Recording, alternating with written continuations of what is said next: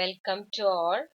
നമ്മള് ഹോൾഡിംഗ് കമ്പനിയുടെ and subsidiary കമ്പനിയുടെ അക്കൗണ്ടിങ് ആണ് ഡിസ്കസ് ചെയ്തുകൊണ്ടിരുന്നത്. ക്ലാസ് കുറച്ചിടയിൽ ബ്രേക്ക് ആയിട്ടുണ്ട്. പക്ഷെ നിങ്ങൾ എന്നാലും ശ്രദ്ധിക്കുക.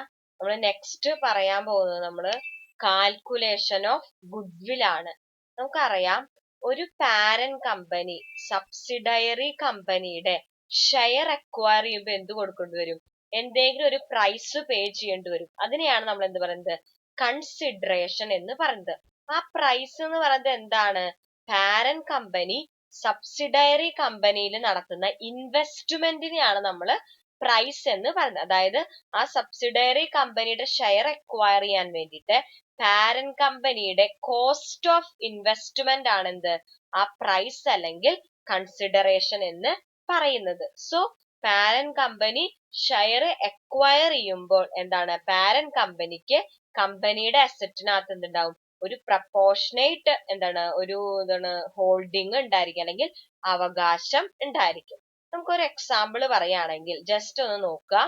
A limited acquires 80% of share in B limited. ഇവിടെ എ ആണ് പാരന്റ് കമ്പനി, ബി ലിമിറ്റഡിന്റെ ഷെയർസ് ആണ് അക്വയർ ചെയ്യുന്നത് 80%. A limited paid 5 lakh for shares acquired from B limited. അതായത് ബി ലിമിറ്റഡിന്ന് അക്വയർ ചെയ്യുന്ന ഷെയർസിന് എ ലിമിറ്റഡ് എത്ര കൊടുക്കുന്നത്? 5 ലക്ഷം രൂപയാണ് പേ ചെയ്യുന്നത്. സോ മേയുടെ കോസ്റ്റ് ഓഫ് ഇൻവെസ്റ്റ്മെന്റ് എന്ന് പറഞ്ഞ എന്താണ്? 5 lakh ആണ്. The net asset of B limited എന്ന് പറയുന്നത് 6 lakh ആണ്. 6 ലക്ഷം രൂപയാണ് ബി ലിമിറ്റഡിന്റെ. In this A limited is entitled to net asset worth 4,80,000. അതായത് 80% ഷെയർ ആണ് അക്വയർ ചെയ്യുന്നത്. അപ്പോൾ 80% അസറ്റിനാണ് അവിടെ എന്തുണ്ടാവുക? അവകാശം, എൻടൈറ്റിൽമെന്റ് ഉണ്ടാവുക. സോ എന്താണ്? 6 ലക്ഷത്തിന്റെ 80% പാരന്റ് കമ്പനിക്ക് അവകാശപ്പെടുന്നത്. അത് എത്രയാണ്? 4,80,000 rupees ആണ്. സോ 4,80,000 രൂപയുടെ അസറ്റ് ആണ് എക്ക് അവകാശപ്പെട്ടത് ബിയിൽ നിന്ന്. പക്ഷെ ബി എത്ര രൂപ കൊടുത്തിട്ടുണ്ട് കൺസിഡറേഷൻ ആയിട്ട്? 5 ലക്ഷം രൂപ കൊടുത്തിട്ടുണ്ട്. So there is A difference between 5 lakh and 4,80,000. അപ്പോ ടാൻജിബിൾ അസറ്റിന്റെ വാല്യൂ 4,80,000 ഉള്ളൂ ആക്ച്വലി എക്ക് അവകാശപ്പെടുന്നത്. പക്ഷെ എത്ര പേ ചെയ്യുന്നുണ്ട്? 5 lakh rupees പേ ചെയ്യുന്നുണ്ട്. So there is A net difference of 20,000. 5 lakh minus 4,80,000. അപ്പൊ ആ 20,000 എന്തിനായിരിക്കും എക്സ്ട്രാ കൊടുത്തിട്ടുണ്ടാവുക? അതിനെയാണ് നമ്മൾ എന്ത് പറയുന്നത്? ഗുഡ്വിൽ എന്ന് പറയുന്നത്. സോ കമ്പനിയുടെ ഗുഡ്വിൽ ആണ്. അപ്പൊ goodwill acquired in A business combination ആണ് അത്. അപ്പൊ ഗുഡ്വിൽ കാൽക്കുലേറ്റ് ചെയ്യുന്നത് മനസ്സിലായല്ലോ? Cost of investment minus net asset of the company ആണ് എന്ത്?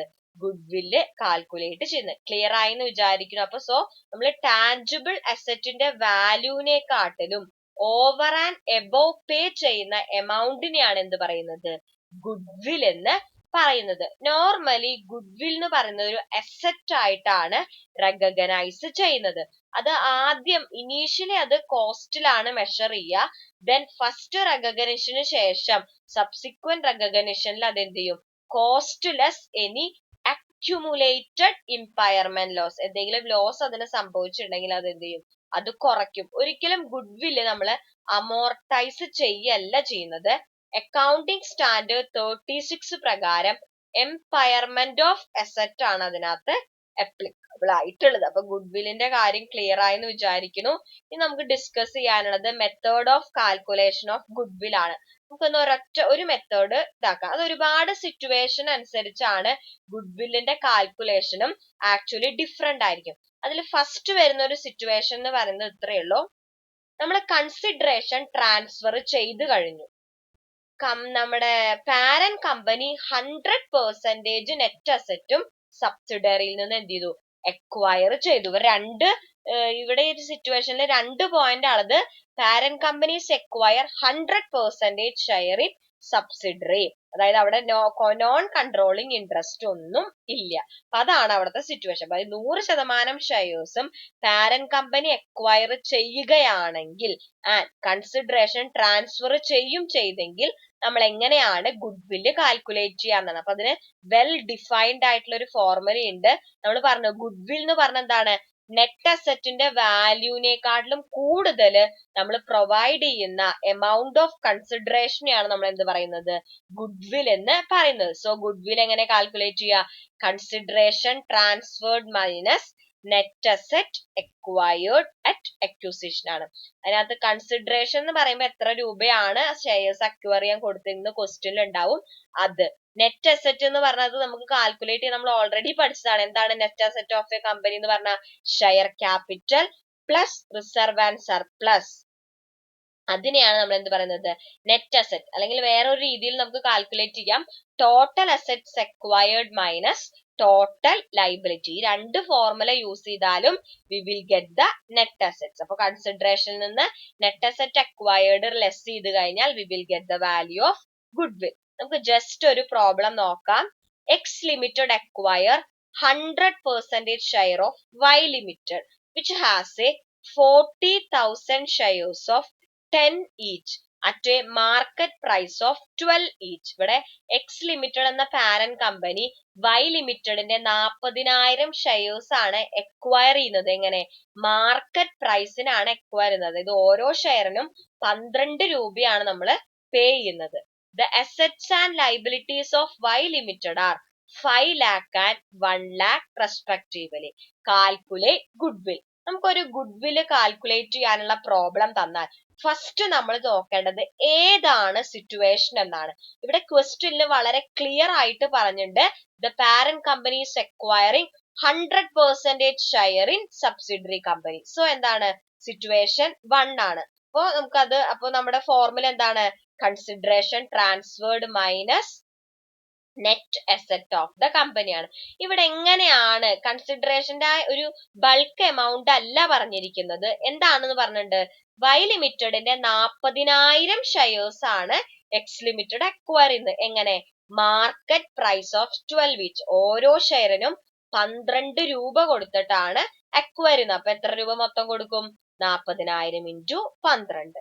പിന്നെ വരുന്ന ഒരു ഇൻഫോർമേഷൻ എന്താന്ന് ഇവിടെ തന്നിരിക്കുന്നത്, നമുക്കറിയാം consideration transferred minus net asset acquired ആണ്. നെറ്റ് അസറ്റ് അക്വയർഡ് കാൽക്കുലേറ്റ് ചെയ്യാൻ നമ്മൾ രണ്ട് ഫോർമുല പഠിച്ചിട്ടുണ്ട്. ഒരു ഫോർമുല എന്താണ്, share capital plus reserve and surplus. അത് വെച്ച് കാണാനുള്ള ഇൻഫോർമേഷൻ ഈ ക്വസ്റ്റിനകത്ത് ഇല്ല. പിന്നെ വേറൊരു ഫോർമുല നമുക്ക് അറിയാവുന്നത് എന്താണ്, അസറ്റ്സ് മൈനസ് ലൈബിലിറ്റീസ് അക്വയർഡ് ആണ്. അപ്പൊ നമുക്ക് രണ്ടാമത്തെ ഫോർമുല ഇവിടെ ഉപയോഗിക്കാൻ പറ്റുള്ളൂ. So let's start to solve the problem. First നമ്മളോട് ഗുഡ് വില്ല് കാൽക്കുലേറ്റ് ചെയ്യാനാണ് പറഞ്ഞിരിക്കുന്നത്.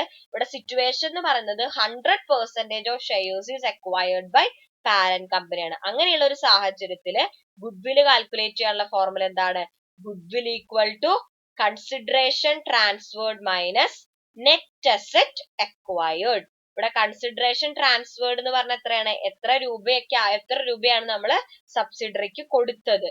40,000 ഷെയർസ് ആണ് മേടിച്ചത്. ഓരോ ഷെയറിനും 12 രൂപ. അപ്പൊ എത്ര കൊടുത്തത്, 40,000 ഇൻറ്റു 12.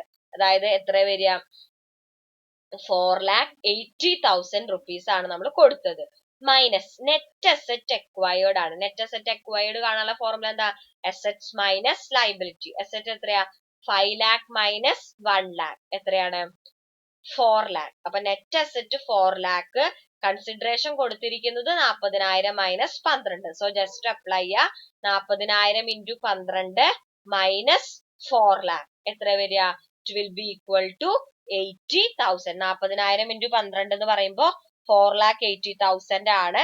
എന്താണ് നെറ്റ് അസറ്റ് അക്വയർഡ് എത്രയാണ്, 4 lakh. നമ്മൾ എങ്ങനെ കണ്ടുപിടിച്ച, അസറ്റ്സ് മൈനസ് ലൈബിലിറ്റീസ് അക്വയർഡ്. അതങ്ങനെ എത്ര ഗുഡ് വില്ലിന്റെ വാല്യൂ കിട്ടിയത്, 80,000. സോ ഗുഡ് വില്ലിന്റെ വാല്യൂ എന്ന് പറയുന്നത് the amount of consideration paid over and above the net asset value acquired by the company. അതിനെയാണ് നമ്മൾ സിംപ്ലി ഗുഡ് വിൽ എന്ന് പറയുന്നത്. അപ്പൊ കൺസിഡറേഷൻ ട്രാൻസ്ഫർ ചെയ്യാന്ന് പറഞ്ഞാൽ ഒന്നില്ലെങ്കിൽ അതൊരു ബൾക്ക് എമൗണ്ട് ആയിട്ട് കൊടുത്തിട്ടുണ്ടാവും, അതല്ലെങ്കിൽ ഓരോ ഷെയറിനും ഇത്ര രൂപ വെച്ചിട്ട് ഒരു certain number of share purchase ചെയ്യാവും ചെയ്തിട്ടുണ്ടാവും. അപ്പൊ അതിനനുസരിച്ചിട്ട് കൺസിഡറേഷൻ ട്രാൻസ്ഫേർഡിന്റെ എമൗണ്ട് കണ്ടുപിടിക്കാം. പിന്നെ നമുക്ക് ആ ഫോർമുല ചെയ്യാൻ വേണ്ടത് നെറ്റ് അസെറ്റ് അക്വയർഡ് ആണ്. അത് നമുക്ക് രണ്ട് ഫോർമുല ഉപയോഗിച്ചിട്ട് യൂഷ്വലി ചെയ്യാം. ഒന്നില്ലെങ്കിൽ share capital plus reserve and surplus, അല്ലെങ്കിൽ net assets minus net liability acquired. അവിടെ നിന്ന് ഓർക്കേണ്ടത് അക്വയർ ചെയ്തതാണ്.